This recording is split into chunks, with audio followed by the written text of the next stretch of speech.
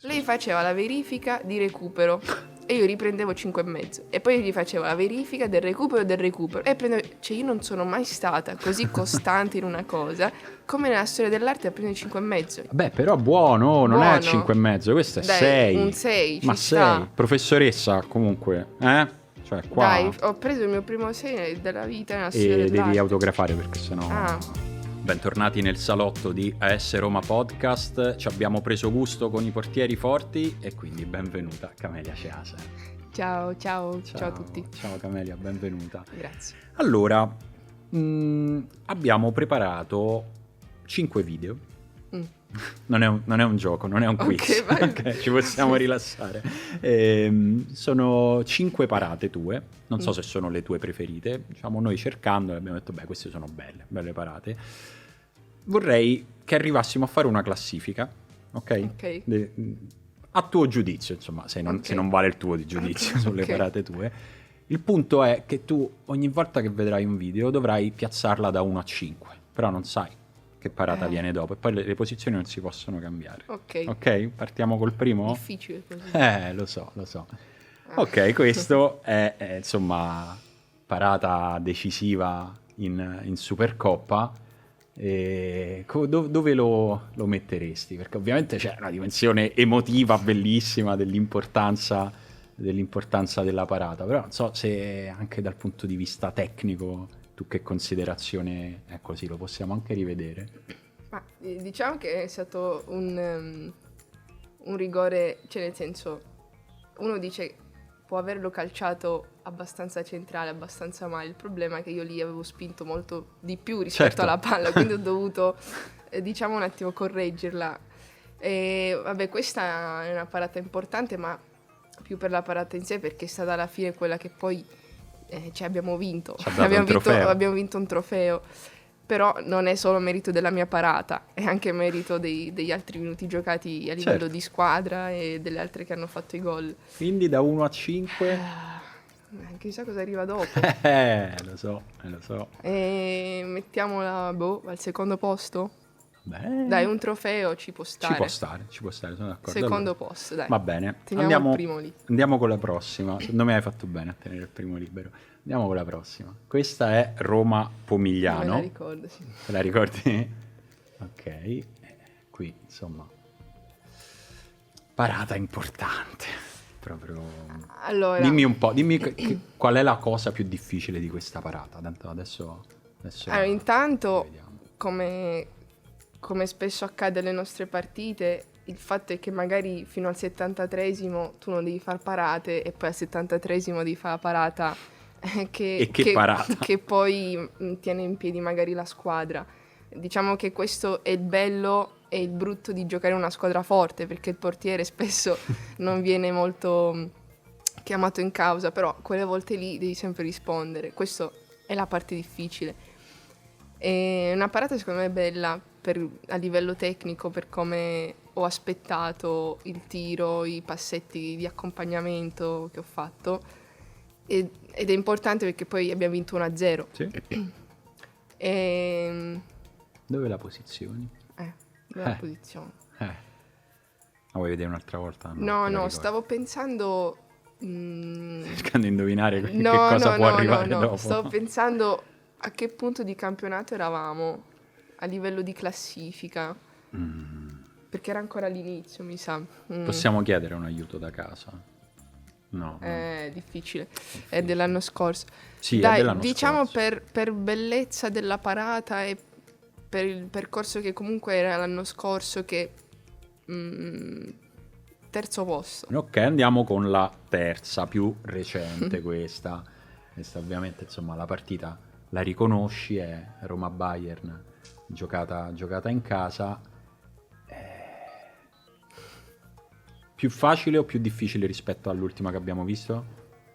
Allora, è una parata diversa, perché se quella di prima è stata preparata e poi c'è stato l'istinto,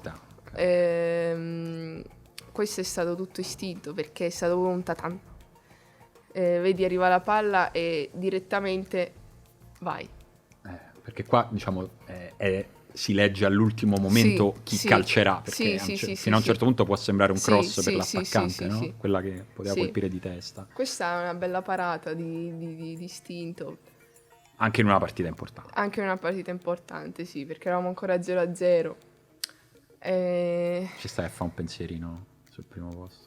No, ancora no, perché secondo me al di là della parata in sé vanno valutati bene i momenti della partita in cui vengono fatte certe parate, più che la bellezza in sé. Ok, vedi, hai un criterio che io non ho considerato. Sì, diciamo quarto posto, perché ho messo, vedi, forse a livello visivo dici può essere più bella o meno rispetto a quella di prima, però questa prendi gol, la partita è ancora tutta avanti, lì prendi gol, finisce 1-1. Certo. Capito? Certo, giusto, quindi la metto sotto, quarto posto. Va bene, quindi abbiamo occupato secondo, terzo e quarto. Sì. Roma-Barcellona. Tu ridi, però insomma qua ci hai fatto esultare uno stadio intero con questa parata. Di questa che ne pensi?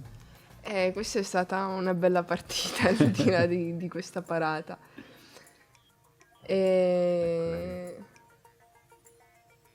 Anche qua tutto istinto, perché è stato perché ti rimbalza ravvicinato. Davanti, no? Sì. Vabbè, però tra primo e quinto non mi sento di mettere al primo posto. Okay, non mi sento, perché è stata sì una bella partita, è stata una bella parata, però stavamo già perdendo, non perdi 2-0, perdi 1-0, è vero, però se non ho messo altre parate al primo posto vuol dire che c'è qualcosa che deve arrivare di più. Guarda, se il criterio è quello che hai usato fino adesso, secondo me sarai contenta di aver tenuto il primo posto libero. Andiamo a vedere infatti l'ultima. Che... sì, te l'aspettavi? Perché? Sì. Perché questa è forse la parata più salva risultato di tutte quelle che abbiamo visto. Roma-Fiorentina 1-0. E qui siamo questa proprio era la fine, agli sgoccioli della partita. Qui sarebbe stato proprio un peccato prendere gol, perché comunque è vero che eravamo in vantaggio solo di un gol, ma avevamo fatto una bella partita, avevamo anche creato tanto e subendo poi in realtà poco, perché alla fine avevamo subito poco, se non quegli ultimi minuti. Quindi prendere gol sarebbe stato veramente... Sì, questa ci sta al primo posto, perché comunque chiudi cioè arrivi alla pausa nazionale che sei più 8. E non è male. Inoltre è uno scontro diretto, perché la Fiorentina sta facendo molto bene in casa loro, quindi sì. Bene. Va bene il primo posto. Sei soddisfatta delle tue scelte? Sì. Va bene. È andata bene. Dai, è andata benissimo. E ti viene in mente una partita, o anche più di un momento che ti ha fatto pensare, che magari vi ha fatto pensare, non so, anche come riflessione collettiva tra di voi, con l'allenatore, che forse avevate fatto un altro passo di crescita rispetto all'anno scorso? Allora, così a mente fredda ti dico proprio le sensazioni che ho avuto io in campo della vittoria a Biella contro la Juve. Noi stavamo vincendo 3-0 e in quel momento stavamo soffrendo, perché giustamente loro cercavano di recuperare la partita, poi abbiamo preso il 3-1 e vabbè, però nella mia testa e dentro di me sentivo proprio questa forte consapevolezza, dicevo, cioè oggi noi non perdiamo, cioè possono provarci in tutti i modi, ma noi oggi la portiamo a casa. E una consapevolezza così forte della squadra, e fino ad oggi, cioè fino a quella partita lì, non l'ho mai avuta. Cioè il fatto che tu giochi contro la Juve, che è sempre stata la squadra che ha dominato il calcio italiano, e pensi oggi io non perdo, è una cosa forte, vuol dire che veramente stai lavorando bene. E oltre a questa partita mi viene in mente la partita col Bayern Monaco a Monaco in Champions League, e avevo fatto anche lì, finita la partita, un confronto come poteva essere l'anno scorso la partita col Wolfsburg, che prendi i primi 2 gol e dici Madonna, speriamo di non prenderne tanti, perché è così. Certo. E invece dopo Bayern Monaco, ti metti a letto e dici cavolo, abbiamo ripreso una partita dove eravamo sotto di 2-0, fuori casa, e addirittura abbiamo rischiato di vincerla. Sì. Quindi se tu ti fermi un attimo e fai un attimo questi paragoni, dici la crescita c'è, ma c'è proprio nella consapevolezza dei nostri mezzi, e la consapevolezza poi ti fa lavorare ancora di più e ti fa capire dove puoi arrivare. Ti scontri con certe squadre e dici questo deve essere il mio livello, mi devo abituare a questo e devo andare ancora di più, ancora più forte. Beh, è il bello di giocare contro quelle forti, no? Contro le squadre forti. Sì. E senti, come stai messa a globuli rossi? Oh Madonna. Tu mi dirai che domanda... infatti, che esatto. Allora, se possiamo vedere, questa qui è una lista di considerazioni di chi era contrario al calcio femminile negli anni 70. Questo è un articolo di giornale degli anni 70. Le donne hanno le ossa più fragili, minore massa muscolare, bacino obliquo, tronco più lungo, quindi più debole, queste considerazioni non so sulla base di cosa, cuore più piccolo, minor numero di globuli rossi, non so, a me è quella che mi fa più ridere, deformità e ipertrofia in certi sport, minor resistenza nervosa. Insomma, vabbè, una serie di considerazioni che lette oggi sono ovviamente ridicole, no? Sì. E io leggendole ho pensato 2 cose, non so se ti ha fatto un po' arrabbiare? Un po' arrabbiato. Ma arrabbiare, cioè... È ridicolo. Sì. Quello che ho pensato è A, meno male che siamo andati avanti rispetto a questo. B, ho anche pensato a quanto sembreranno ridicoli fra 20-30 anni gli stereotipi che ancora oggi ci sono sul calcio femminile. Alla fine mi ha dato una buona sensazione, perché ho detto, vedi, poi il tempo, le cose ridicole, te le fa vedere in tutta... Il tempo smentisce sempre. Io spero che un giorno la gente smetterà di guardarsi le nostre partite e dire, però i maschi, però il calcio maschile, però... Cioè, stai guardando una partita di calcio femminile, guardati la partita di calcio femminile. Cioè, non... Se devi guardarlo per poi insultare o... Guarda, non fa niente non guardarla. Cioè, stiamo bene senza. Cioè, non è un problema. Se tu pensi che le donne non possano giocare, va bene. Cioè, ognuno è libero di esprimere quello che vuole, però... Sì, va bene, però insomma si qualifica per quello che dice. No, esatto. Su quanto poi, appunto, lo dicevi, su quanto insomma sia iniziato anche tardi, no? La possibilità. C'è un altro documento che avevo trovato, forse è quello che mi ha fatto più impressione di tutte. Queste sono decreto pubblicato in Gazzetta Ufficiale nel 75, non nel 1900, e questi erano gli sport vietati alle donne. 75, ma anche durante i tempi della guerra, che le donne andavano a giocare, riempivano gli stadi, e poi hanno visto che comunque c'era del successo, è stato bloccato tutto. Esatto. Perché veramente se vengono dati gli strumenti, e io lo so per prima perché io ho iniziato a giocare a 8 anni, ma fino a 15 anni non ho avuto preparatore dei portieri, ho iniziato poi quando sono andata a Brescia. Cioè, se io vedo le ragazzine di oggi che da piccole hanno già il preparatore dei portieri, mi dico, cavolo, alla mia età queste avranno tante possibilità in più. Certo.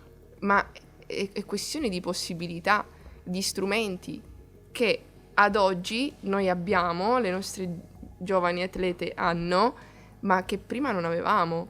Quindi è normale, cioè, che se penso a Elisa Bartoli, il nostro capitano, arriva alla Roma, e perché io quell'anno stesso ero al Milan, e iniziamo a fare forza in quegli anni lì, perché fino a quegli anni lì forza non l'avevamo mai fatta.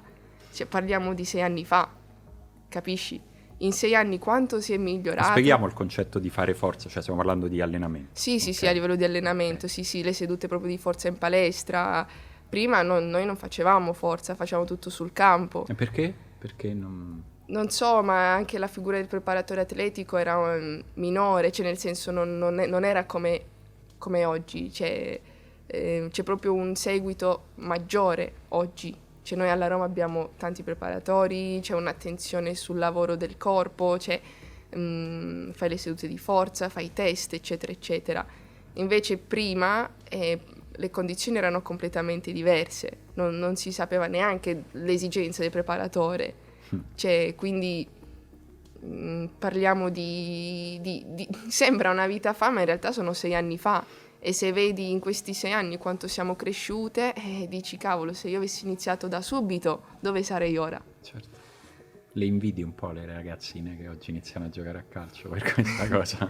Ma le invidio e Vabbè, no, un'invidia perché buona, insomma, ovviamente. Cioè io spero che loro possano davvero rendersi conto della fortuna che hanno e spero che la sfruttino bene, perché appunto per avere questo sono state fatte delle battaglie, degli scioperi, delle lotte importanti e spero che non venga mai dato nulla per scontato, perché come ogni cosa, per ottenere delle cose c'è qualcuno prima di te che ha lottato, quindi non le invidio dal punto di vista che qualcuno avrebbe dovuto fare questa lotta, anche se io l'ho fatto ero piccolina, quindi l'ho fatto in una via un po' più in un secondo piano, laterale. ecco. Sì. Dall'altra parte dico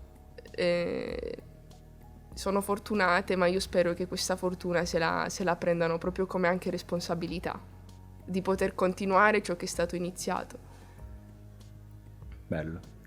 E senti, sempre a questo proposito, prima abbiamo visto una delle parate che hai fatto contro il Barcellona, insomma, un anno fa più o meno. Sì, marzo, sì. Di questi tempi, nel giro di una settimana, fra andata e ritorno, avete giocato davanti a 90-100.000 persone, sì, insomma, sì, tantissime. Sì. E statisticamente fra quelle persone sicuramente c'era qualcuno che per la prima volta veniva a vedere una partita di calcio femminile, lo sappiamo. Secondo te quelle persone che cosa si sono portate a casa? Ma guarda, noi finita la partita giocata all'Olimpico, i giorni dopo ci siamo confrontate e è stato bello quanto ci avessero riempito le persone di messaggi. Me ne prendo uno che mi aveva molto fatto sorridere, cioè essere fiera, e che diceva erano tantissimi anni che non vedevo una partita di calcio olimpico e mi fermavo dopo la partita con il mio amico a bermi una birra, a mangiarmi un panino e a parlare della bellezza della partita che ho visto. E questi messaggi qua non sono stati uno o due, sono stati proprio tanti. E il fatto che tanti altri avessero scritto sono andato solo per curiosità, ma da oggi verrò sempre, sono messaggi che ti dicono cavolo, vuol dire che sei riuscito a fare quello che doveva essere comunque fatto anche verso lo spettacolo da dare al tifoso, perché comunque in un primo momento uno non lo sa, va per curiosità, ma se tu fai il tuo poi te lo porti dietro, il tifoso che va per curiosità. E sono molto contenta che poi da quella partita, le nostre partite erano tutte sold out, dopo 2 ore non bastavano più i biglietti ed è stato un cambio veramente bello, ma che ti fa anche capire che hai lavorato bene dal punto di vista del saperti conquistare il tifoso, perché noi avevamo fatto veramente una bella partita. Ma non è difficile fare una cosa del genere dal momento in cui noi abbiamo sempre messo passione, abbiamo sempre messo voglia, abbiamo sempre messo determinazione. Giocavamo contro la squadra più forte, però ce la siamo giocata con serenità e con voglia di fare bene. E questo si è visto e ha portato questi risultati. A proposito di Champions, la novità di quest'anno è che finalmente abbiamo potuto giocare in casa anche le partite di Champions League, le partite serali, perché c'è stato insomma un rinnovamento del Tre Fontane che è stato adeguato, ecco, appunto sì. Più che rinnovamento, un investimento, perché sì. Comunque, come dicevo, nulla è scontato e penso che quello che abbiamo fatto in questi anni sia stato dimostrare di poterci meritare un investimento di questo tipo, ma non è scontato. E da questo punto di vista la società in generale, a partire dal presidente e la CEO, ci è stata molto vicina perché comunque, ripeto, non era dovuto fare un investimento del genere, ma noi avevamo fatto questa richiesta perché l'anno scorso fare Roma Latina, non per noi, ma per tutte le persone che volevano venire a tifarci, è stato pesante, sì. A livello di traffico, a livello di orari. Diciamo, la Pontina non è proprio la strada più esatto. facile da affrontare nel tardo pomeriggio. Esatto, quindi io penso che da una parte il percorso fatto, cioè prima dimostri, poi puoi chiedere, ma dal momento in cui tu chiedi non è scontato che ti venga dato, e il fatto che ti sia stato dato questo, cioè è tanta roba e dimostra che la società è presente, che tiene al calcio femminile, e ce lo dimostra con questo, ci ha dimostrato venendo a visitarci l'anno scorso prima della finale di Coppa Italia, e ci ha dimostrato a Natale, gli auguri, comunque nei complimenti, cioè è una società presente per noi, e questo per noi per noi c'è tanta riconoscenza verso di loro. Senti, come si passa il tempo il giorno della partita? Cioè ti svegli e c'è questa cosa che magari è alle 9 di sera. Mamma mia, quando giochiamo alle 9 di sera non arriva più. Film, libri, giochi, videogiochi? No, allora, musica sì. Tipo? Guarda, il giorno della partita, non lo so, io ascolto un po' di tutto, cioè ho una playlist che va da musica spagnola, Imagine Dragons. Però c'è una playlist il giorno della partita? Sì, okay. Ho una playlist. Di 50 canzoni? 100 canzoni? No, una settantina, sì. Levigata negli anni? Sì. Okay, bello. Che poi ascolto anche nel viaggio dall'hotel al campo. Però, allora, io personalmente mi sveglio e sto tranquilla, perché se inizio già dalla mattina a caricarmi per la sera, arrivo che sono morta, cioè, prima ancora di iniziare. Quindi sì, all'inizio magari ti guardi la tua serie, il film, chiacchieri con la compagna di stanza, un saluto a Giordina Greggi. Ciao. E poi mangi tante volte, colazione, pranzo, merenda, tante volte. E riposo in mezzo. Riesci a riposare? Sì, perché se giochiamo alle 9 di solito tra pranzo e merenda ci sono 4 ore. No, il tempo c'è, però dico, ne so, magari col pensiero della partita uno si tiene... No, io riesco a riposare, sì. Buono, sì. E poi arriva dopo la riunione, ti focalizzi. Certo, da lì in poi entri in modalità focus. Sì. Ok. E che serie stai guardando? Allora, adesso... ho da poco finito l'ultima stagione di The Good Doctor, che mi piace tantissimo, una delle mie preferite. E adesso in realtà ne devo trovare una da iniziare, perché sono un po' a corto di idee. Dimmi qualcun'altra che hai visto che ti è piaciuta? Le regole del delitto perfetto. Bella. Ho guardato The Mentalist. Oddio, adesso c'ho un vuoto. Però ne guardo tante di serie TV. Sweet. Guardato, bellissima. E queste sono un po'... ti consiglio The Bear. Cucina, ambientata in una cucina. Bene, mi piace cucinare, va bene. So, se ti piace cucinare, piatto che ti viene meglio, visto che... Ma mi piace fare i risotti. Giustamente, in ossequio. Mi piace fare i risotti, più che altro i primi, i secondi... Me la cavo, ma i primi meglio. Beh, il risotto proprio, che se stasera viene un ospite a casa tua che dici questa sera faccio bella figura col risotto. Allora, un risotto che a me piace tanto è radicchio e taleggio. Buono. Sì. Se non c'hai il radicchio, che te inventi?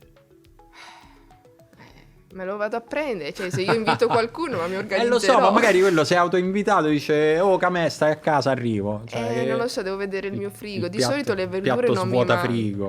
Sì, però diciamo che di solito ho sempre quasi tutto, perché io faccio la spesa per la settimana. Una volta a settimana, metodica? Sì. Te la vai a fare, te la fai portare a casa? No, vado a farla, scelgo le cose. Ti guardi la verdura, se è ammaccata la rimetti a posto. Bravo. Però prendo sempre le cose dietro, non quelle davanti. Certo, date di scadenza. E c'è quelle. Veramente, quello è da principiante, se sbagli quello, guarda, non ci andare a fare la spesa.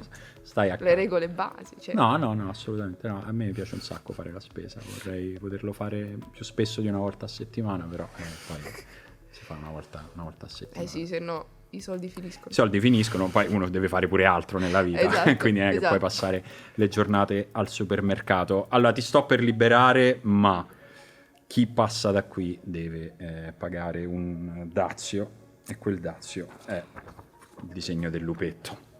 Guarda, lì dietro ci sono le persone che ti hanno preceduto, che sono Baldanzi e Svilar, che diciamo risultati altalenanti. Ecco, adesso non vogliamo puntare il dito verso nessuno, qualcuno è andato un pochino meglio, qualcuno è andato un pochino allora, io storia dell'arte ero un disastro. Cioè, era proprio un disastro. Ero la classica persona, poi la mia insegnante era un po'...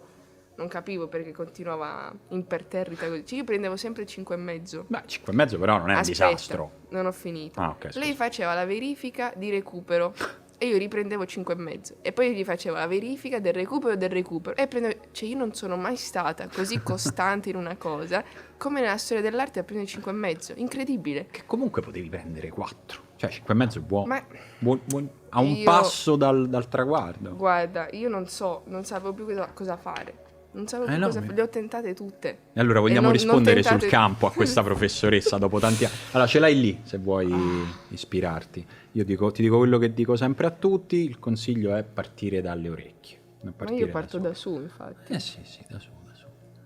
Hai tutto il tempo che vuoi. Io non ti disturbo. Sì, ma mi fai i pallini sto coso, Che? Il pennarello? Vabbè, però dare la colpa al pennarello non è elegante da parte tua, io te lo dico. Comunque, mi sembra che... Vabbè, ma manca un... Allora, intanto sei stata nettamente la più veloce di tutti. Cioè, proprio una rapidità di esecuzione. Mi è mancato un po' la puntina lì, ho fatto un... Qua? Sì. Qua. Beh, però buono, non è 5,5, questo è 6. Un 6, ma 6. Come si chiamava la professoressa? Ma sai che non me lo ricordo, sono passati tanti anni, 10 anni. Non me lo ricordo. Vabbè, professoressa comunque, Cioè, qua... Dai, ho preso il mio primo 6 della vita nella storia dell'arte. E devi autografare perché sennò... Devo scrivere proprio la firma mia?